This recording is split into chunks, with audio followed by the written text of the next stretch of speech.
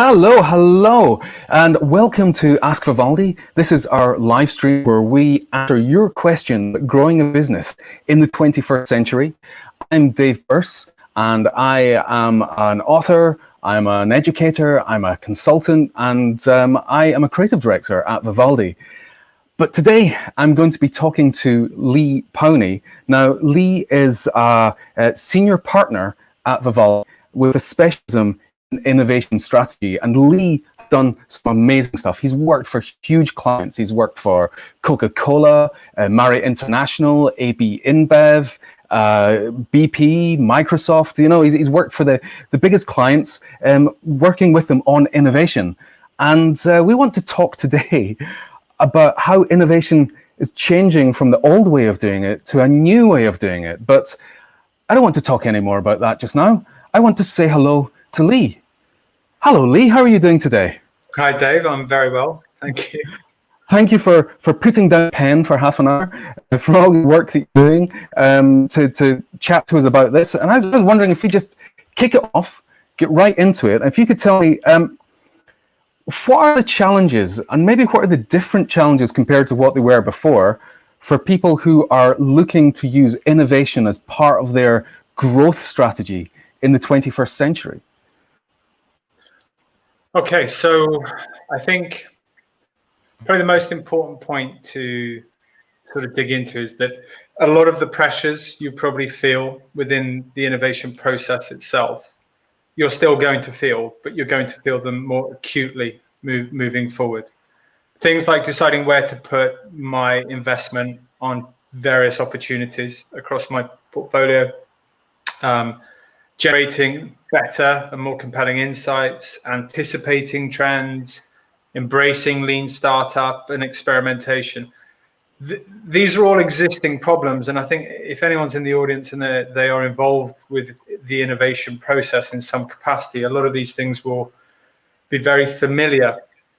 But what we're seeing is that the rate and consequence of cultural and technological shifts around an ever-growing number of industries is causing a lot of pressure within those processes.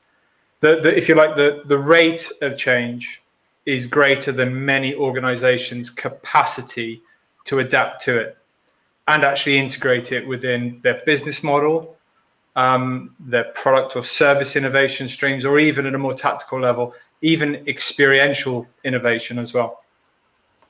So if the world and the environment is moving faster than the ability for companies to change, should they just give up? Should they try small? Do they need to fundamentally change themselves? What's the way that businesses need to address this disparity between the speed of change and the speed of their organization?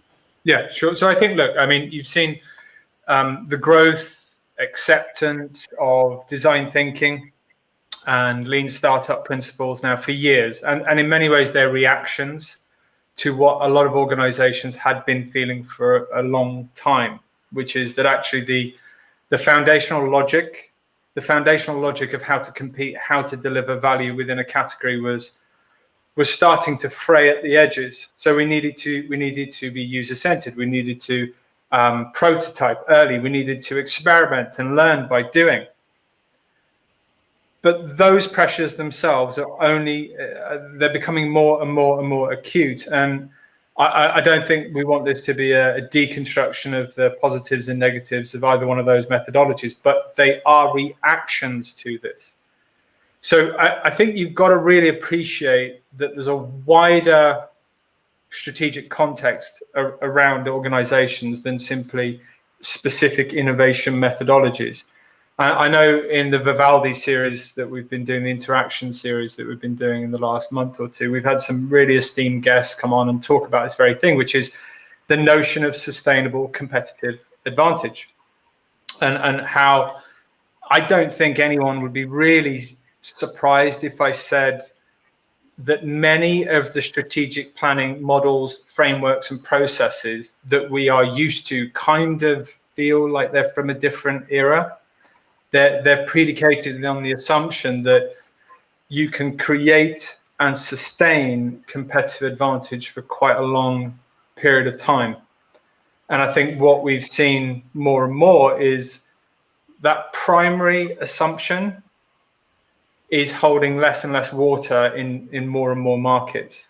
So what you really get to is the organizations need to be, yes, more short term, but more adaptive, and they need to be able to exploit opportunities and divest themselves of opportunities much more deftly than many of these large global organizations are actually used to doing.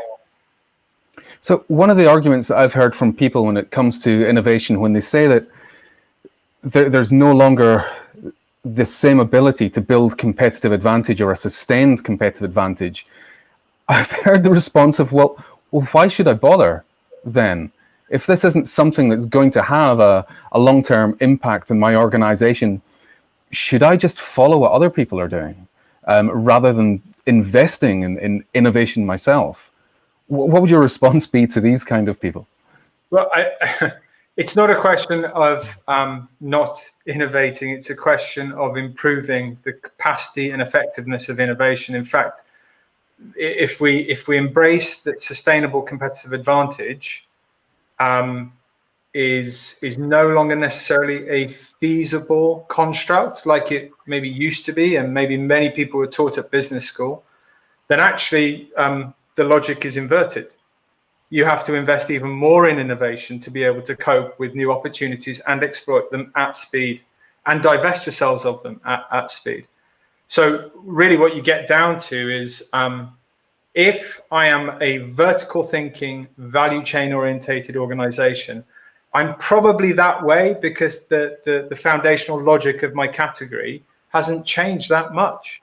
Now, in the 80s, 90s, and early 2000s, those companies were everywhere. Energy companies, right? Energy companies were a perfect example of businesses where systems and processes were assets to exploit and optimize. They were not a liability. But if you don't improve your capacity to innovate at an organizational, not just simply a product level, then suddenly culture and consequence is going to kick the legs from underneath the stool upon which your business is based. And it happens quickly. And I think we can all think of a lot of case studies where this is very, very true. So go on then. Give us a case study. Give us a juicy example of that happening to a company. I mean, well, blimey. I suppose. I mean, I'll talk about my own personal experience rather than maybe stuff you can just get off any marketing or business school. So I a long time ago, I as a young consultant took over the Nokia account. Many other consultancies before Vivaldi, and I think I took over running the account 2 days before the iPhone was launched. That's how old I am, unfortunately.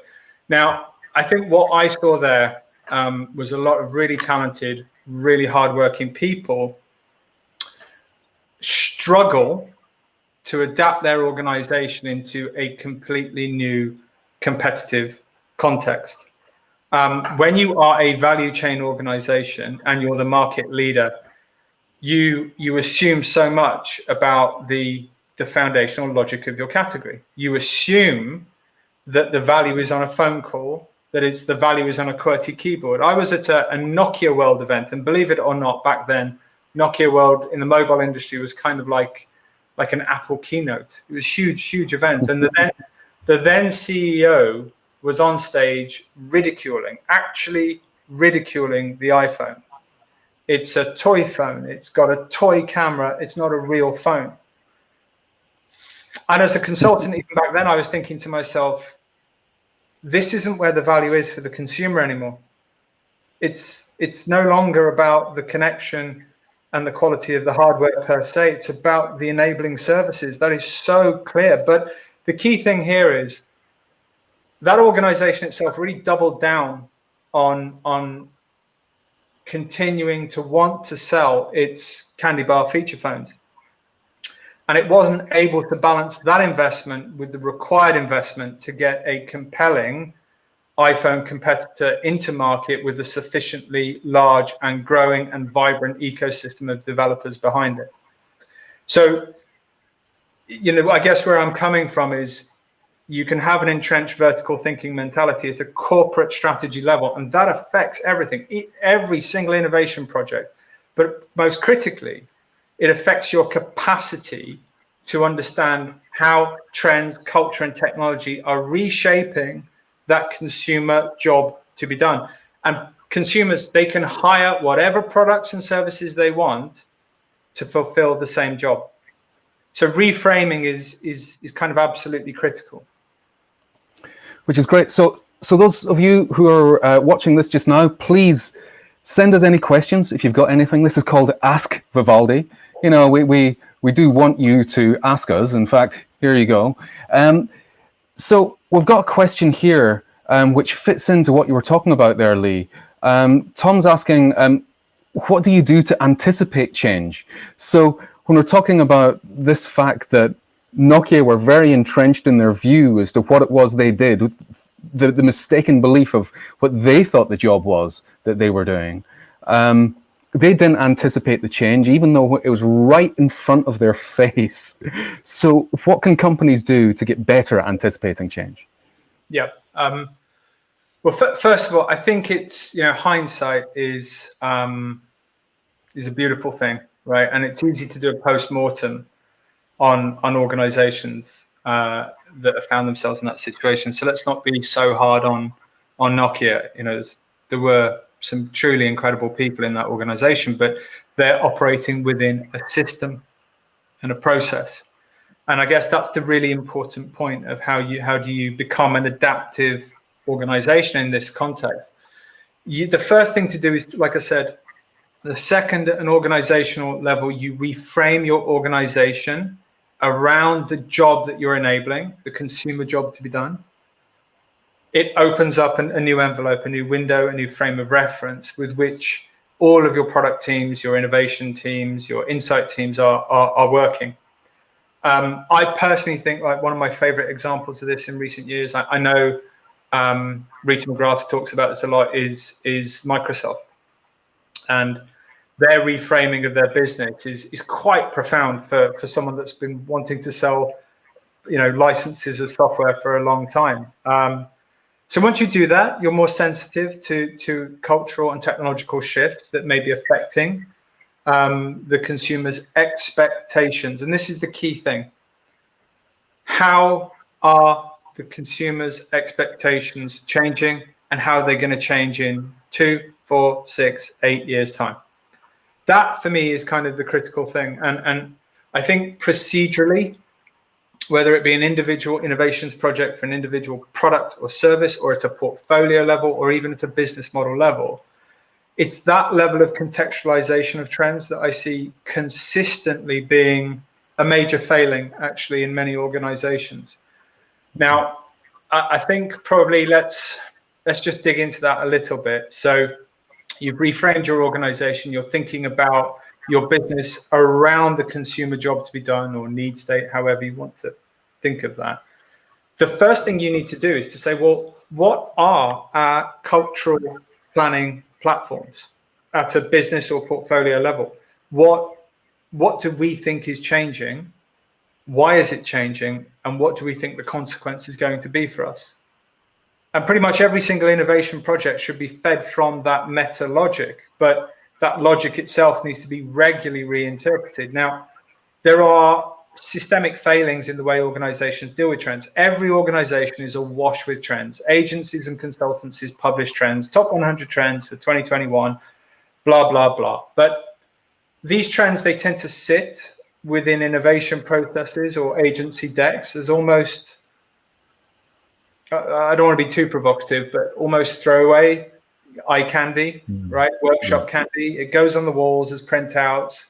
Oh yes, very interesting trend over there, interesting trend over there. But we are obsessed and dominated by consumer insights within the innovation process. So let's just say the organization itself doesn't have those top planning, cultural planning platforms, and you're running an individual innovation project. The first issue is how good are those trends? How robust are those trends? Where have they come from? Were they written by a 22-year-old in an ad agency because she wasn't billed out on a project? Probably, actually, if you look at the quality of most of the stuff that's out there. So first thing, you're cynically. I am. I can't help it.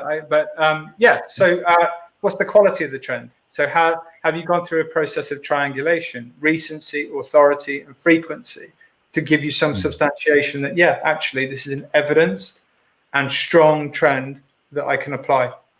The next thing is really about the hierarchy of trends that you're using. And the critical question is, how do I apply it? Yeah. How do I apply this trend? So I've seen trends applied really badly. And I remember about 10 years ago, I had my Nike Fuel Band. And in the space of 1 year, I was in 3 different meetings where clients said, oh, we want to do the Nike Fuel Band of insurance. We want to do the Nike Fuel Band of grocery shopping. And I was like, are you expecting people to have bands up their arm? What are you actually thinking here? How are you thinking this will be useful? And they seem to fail to understand that it's the principles behind it rather than just trying to copy a piece of tech. Is that something you've found as well? I think you and I were in the same meeting. I think yes. I think it's about the application of the trend, right? The capacity to say, well, 2 things. Is this a trend, or is it actually a manifestation example of something bigger, right? And then the second question is, what does this mean for my consumer? How is this consumer's expectations going to be different in 5 years' time because of this trend? So just think of the logic there, right? What was the trend? Was the trend quantified self wristbands? Maybe not contextually the best way of framing that trend for your particular client at that time. What was it? Was it part of something wider? Well, yeah. I mean, look what else was going on at that time. People were having blood tests with optimized vitamin supplements coming through. There has been an explosion in personal self-help subscription services for different types of educational content. The wellness explosion and well-being explosion, of course, manifesting in meal kits and a whole range of other trends.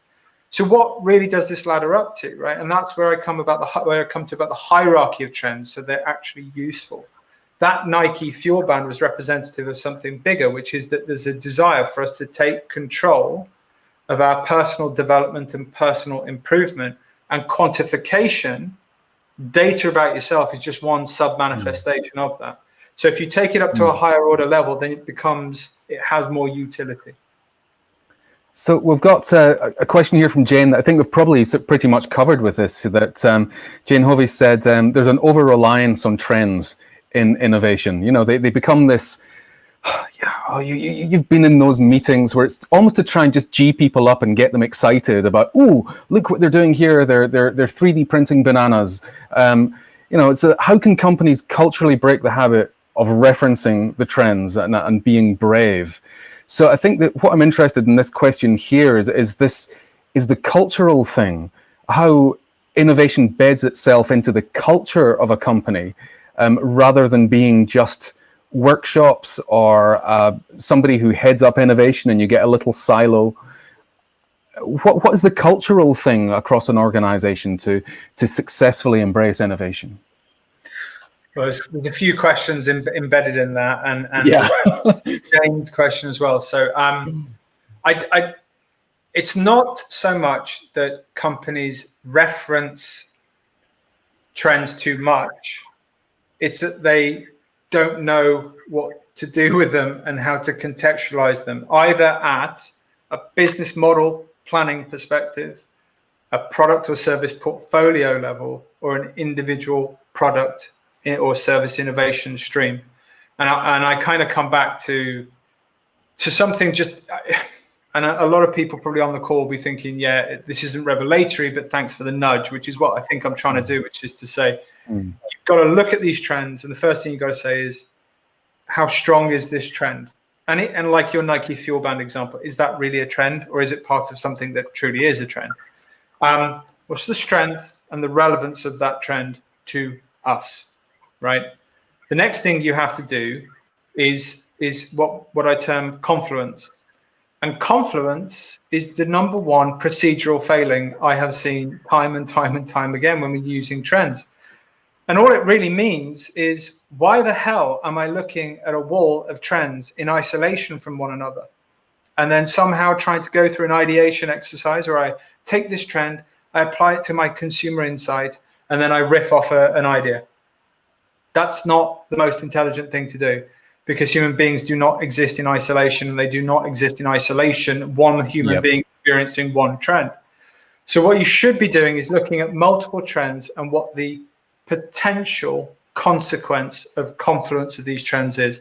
If I'm looking at 2, 3, or 4 trends simultaneously, that's where it gets a bit weird. And we want it to get weird, because when it gets weird, that's when the magic starts to happen in terms of idea generation that break past the confines of consumer said or competitor has already done, right? And it gets weird, it gets good. And that's when we're looking at multiple trends and creating a singular consequence from it. I hope that answered the question. Yeah. So are there companies that you see that are doing this well? Because it seems that a lot of us are looking out there and seeing lots of companies who aren't doing it well. Yeah. And particularly when we look at the big companies. And when people talk about innovation being done well, they tend to talk about Silicon Valley companies rather than necessarily established companies. Who is doing this well, even in small pockets, that you can talk about? That's a good question. That is a really good question. I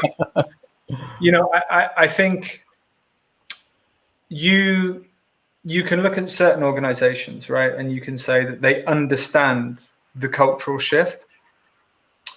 And I think it's really interesting when very large global organizations that have been in relatively stable verticals actually decide we could set up an innovation skunk works over there. We could expand our internal innovation function, but you know what? We missed it. Let's just buy them, right? So I'm always really interested in acquisitions, and I think the beverage market, it was a really interesting one. What happened with craft beer, I thought was just really fascinating, and some really intelligent acquisitions on the part of a few quite obvious players. I do think, however, that it is really difficult to find exemplars of this from outside of the technology category and for big businesses. And the reason it's difficult to find examples of this, apart from the obvious ones, the obvious players like Nike, for example, amazing at this. It's that when you're in a vertical and you're assuming that the foundational logic of how to compete and deliver value within that vertical is stable, that vertical becomes your reference point for everything that you do, even down to the questions that you ask in a focus group. You become obsessed with people's attitudes and opinions about the products in the category at the exclusion of understanding their wider life, how their lifestyle's changing, how their attitudes are changing beyond your category, which is where the good stuff actually resides for innovation. So the bigger you are and the longer your sector's been stable, the harder it is to think about and apply what we've been talking about today. Yeah, I've found with companies that I've worked with that one of the most useful things is to try and break out of the assumptions. And it's actually listing those assumptions and then finding ways of turning them on their heads, which open up new opportunities. But with a lot of these big companies, I guess they've invested so much that some of them have got decades, maybe longer than that, invested in building the structure and the silos that they have. And a lot of these companies, when they're doing innovation, they're like creating little innovation labs, or as you're saying, sort of skunk works and things, as a way to try and help them generate ideas. But where is it that innovation needs to be led from? What is it that these big companies fundamentally need to do to be able to embrace the opportunities that are there for them? Yep. So there's a number of things there. From the top, leadership. Yeah. Look at Microsoft again. That is pure leadership, right? And it filters throughout the entire organization now. And it's very brave leadership to reframe their business in that way. But at an organizational level, you also have to have a degree of understanding that with scale and stability comes risk and vested interest. And it becomes very hard, even for the most skilled entrepreneur, to break past that wall of inertia and self-interest. It becomes very, very difficult to do that. I think what explains a lot of large organizations' attempts to adapt and adapt at a faster rate is the embracement of processes of experimentation, like lean startup within organizations. Because if you can prove a case quickly, if you can prove a case at low cost, if you can optimize an MVP at low cost and speed, you're building up a case in executives' language and in a respectfully de-risked process. So I'm personally fascinated, always have been, well, for quite a long time, in the processes of experimentation at a corporate level. Yep, absolutely. It's big fascination of mine as well. So let's round this up. And what is if we've got a company who has been looking at maybe the 20th century approach to innovation in the past and has been all focused around trying to create sustained competitive advantage, and they're now realizing that that foundation is a bit crumbly now and it's not going to be a good thing for them to build on, what advice would you have for sort of one thing that is maybe a different action or a different way to think or a different approach that they can start with right away to start embracing an innovation approach that will actually be more effective for their business? Can you answer two questions, I guess? This is at a very, very high level. Do you know the top 3 or 5 cultural and technological shifts that are going to dramatically change your consumers' expectations of your products and services? Do you know the answer to the question, if you choose to do nothing about those cultural planning platforms, how people are going to relate to your business in 5 years' time? And I think I find it quite remarkable, the number of large organizations that I work with where there isn't that shared global understanding of the key shifts and the consequences for the business. Your consumer has absolutely no respect for the convenience of your category, and they don't check their expectations at the door of your category. Yep. And it is incredible how the totally overused case study of Kodak and Polaroid thinking that their job was producing chemicals when it was about capturing moments. It's amazing how many companies are falling into that same myopic trap again and again right now.